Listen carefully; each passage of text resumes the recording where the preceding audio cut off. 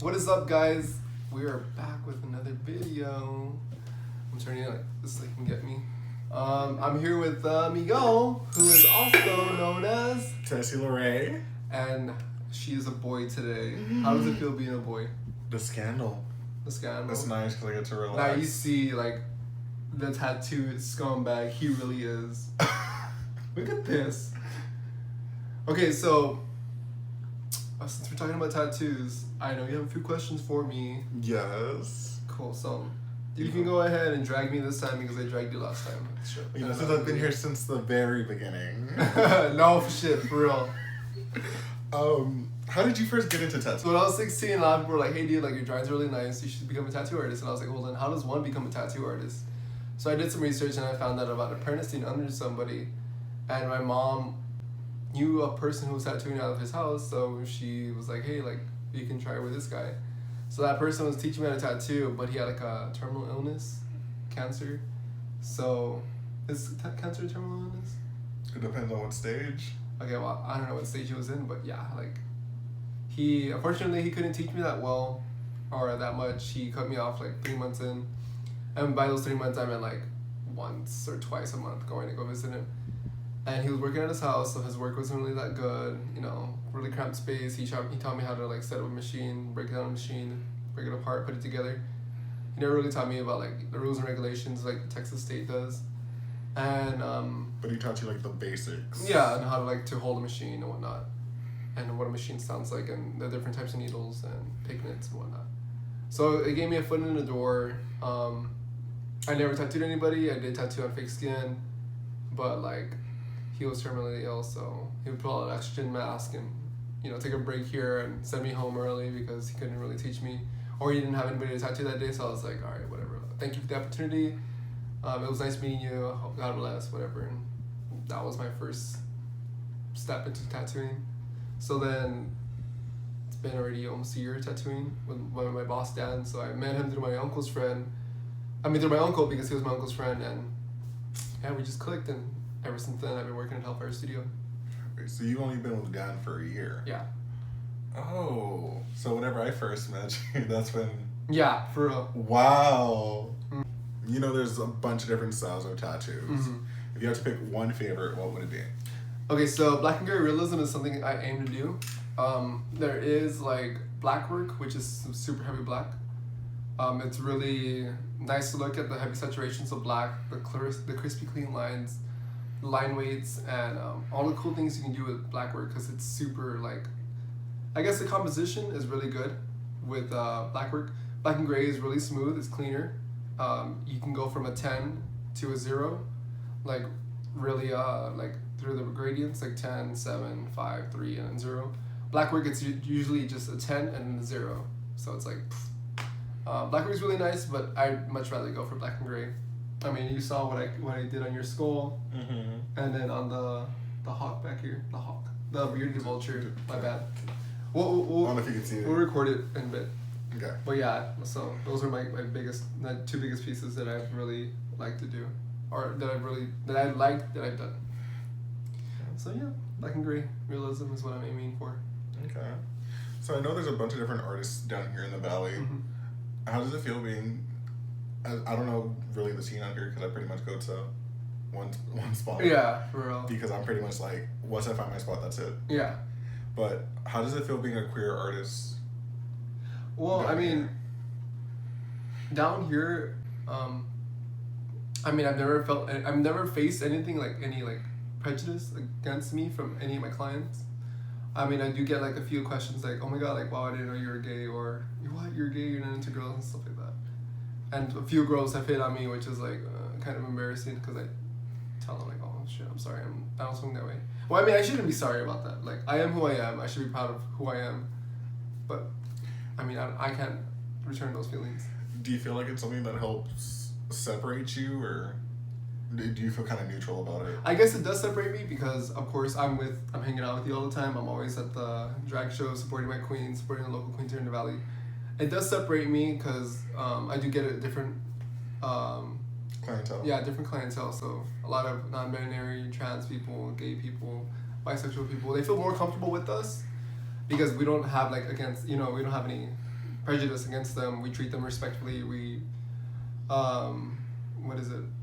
Call them by their pronouns or proper pronouns and do as much to be as respectful as we can towards them. Mm-hmm. So it's something that other shops aren't really known to do. Like there's some shops that are like kind of rude. So that's what I like about y'all, because y'all, even if it's something that you're not really aware of, like you ask, that way you're not ignorant to the fact of it. Yeah, that's true.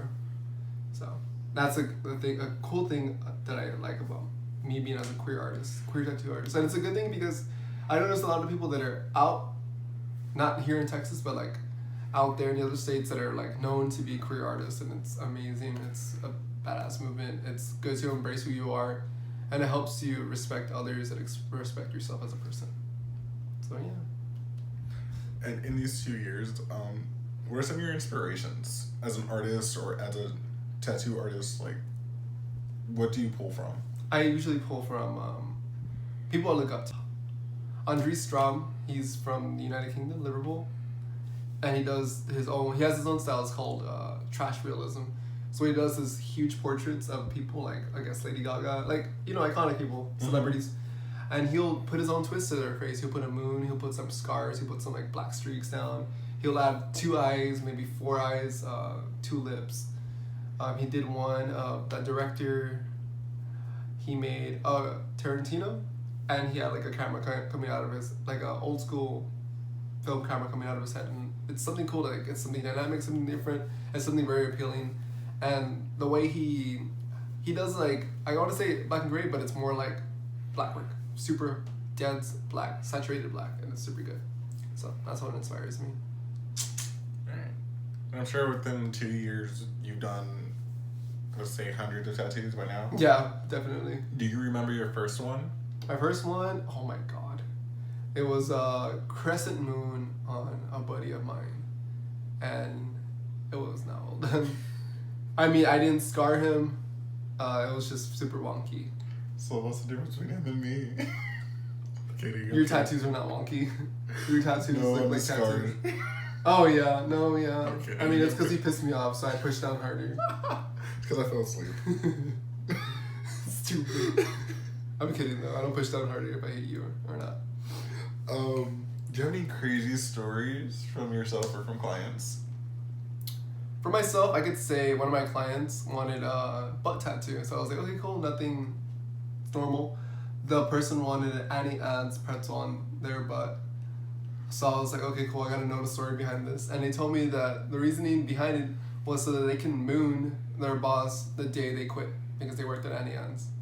So I was like, awesome, I live for it. Let's go and do this. I tattooed his butt, their butt. I tattooed their butt, and boom, set them on their way. Exposed. They know who you're talking They know about. who, right? For any of the gays, if you've seen Annie Ann's pretzel on the butt, you know who that is. Oh my god, stop. Don't drag him. I said it again. Anyway. Do you have any like favorite moments or like favorite tattoos? Favorite tattoos, of course, yours. 2 of them are my favorites, except for the roses on this one. As I said, I suck at color, but I attempted it. I like the skull. The skull's my favorite piece. You did a really good job on the skull. Because the skull's super dynamic, and I used a 5-round liner throughout the whole entire tattoo. So 5-round liner, yes, shading. The vulture will show you guys in a bit. I really like it. I like how dynamic it came out. The feathers are really nice. The blending too. I like the eye. The eye stands out a lot. Hardcore. I didn't seal it, so you can Yeah, get a good picture. we recorded. So, what's the difference between using a liner and, is it called a shader or It's called a mag. a mag? So, what So, is the difference? A liner does hard, crispy lines. A mag is like a paintbrush. So if you think about paintbrushes, a liner is a super thin one with a pointy tip, and then the mag is like a fan brush or like a stroke brush. So mags are stacked, liners are condensed to one point. So if I'm using a 5-round, it's 5 needles like this. If I'm using a 15 mag, it's gonna be 8 on the bottom and 7 on top. And that's how tattooing. That's the difference between the machines. So what hurts you the most, lining or shading? It depends on how long like the process goes. Okay. Cause like for me, like you've tattooed me, like the first hour or two, like I'm fine, but once you start like pushing past that, I'm just like, okay, this is starting to hurt, or like I feel that. But I think it also depends on like the spot too. Okay, that is true. What was your most painful tattoo? My elbow. Oh god, that hurt. Cause that like one did hurt. the second one would be my chest, but I was able to sit through my chest for a while. But my elbow was like, first hour I was like, I'm done. For me, I think lining is the one that hurts the most. Shading is fine. I'm done dealing with it. I think lining hurts the most because it's the first pain you get. After they're done lining, it's just like a burning, numbing sensation. So when they go in the shader, like you're used to the pain by then. So shading's easier for me. Lining sucks. I think it just goes versus like the time and True. like your own pain tolerance. Oh, okay. So did you know that white really does hurt? We talked about this. Yeah, white does hurt. There is a reasoning behind this because there is a certain component in the white ink that corrodes, not like an exponential amount. It's just like a very small amount of the tattoo needle. So there was like microscopic pictures showing the needle with regular black ink and the needle with white ink. The needle with white ink was a little more blunt, and the needle with black ink was sharp. So the bluntness is due to the amount of metal that's being corroded and put into your skin. So you guys are getting some metal inside your skin. That's why it's a good thing to wait between tattoos, because if you get tattoos within, I'd say 3 and 1 month, first of all, your immune system is going to be taking a beating because your skin is open. It's an open wound. You are vulnerable to obtaining a lot of infections because, again, it is broken skin, so there are a lot of dirty surfaces around. You can get an infection. And on top of that, the amount of metal, if you're getting any white ink, can like create like thyroid problems, I believe. But I mean, again, it's just not something super severe, but it's happened. Yeah. So white ink. Last one more, then we can wrap it up. Okay, let's go. Is there any big tattoos like you want to do? Like, I have this down. I want to put it on someone. I'm working on somebody's thigh sleeve, so I did 3 peonies and a butterfly on it. I left the butterfly like shaded in complete so that they can come back, because every time they stare at their tattoo, it's unfinished, so it'll push them to come back and finish it up. Is it called a leg sleeve? Did we ever solve that debate? I don't know. What do we call it? Peen art? I think we call it like a pierna. pant. A pierna with art. Peen art. Like a tattoo pant or like a legging. A legging. I don't know. What do you guys think? Sound off below in the comments section. Thank you. Is there anything you want to tell the people of YouTube? I don't know. Not really. Like, just enjoy your tattoo. Have fun out there. Get something cool. Get something badass, dynamic that will make a statement. Something that will express yourself. And not all tattoos have to have meaning. If you want something because you like somebody's art, by all means, support them. Get it done. Yeah. That's it. Yeah. That's it, guys. Thank you all for tuning in for this Q&A by Miguel. Bye. See y'all.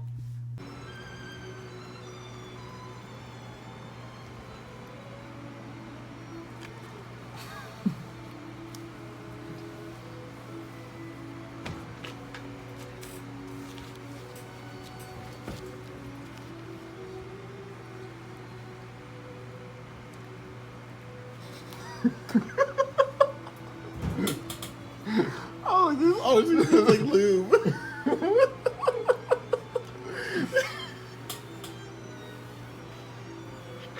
Zoom the arms on my back. Let me see the skull. This is the skull I did, y'all. The roses, I'm not really that proud of them. We can always fix them up. The skull, though, I love the skull. You've done most of this one. Actually, you're the only one that starts this. And then my favorite one so far. The bearded vulture, Yuns. Look how dynamic she is. Come on, focus, phone. There we go. And of course, the rest of his arm. Yuns. I guess like the only one you haven't done is the quill. The quill, I didn't do that one. The elbow.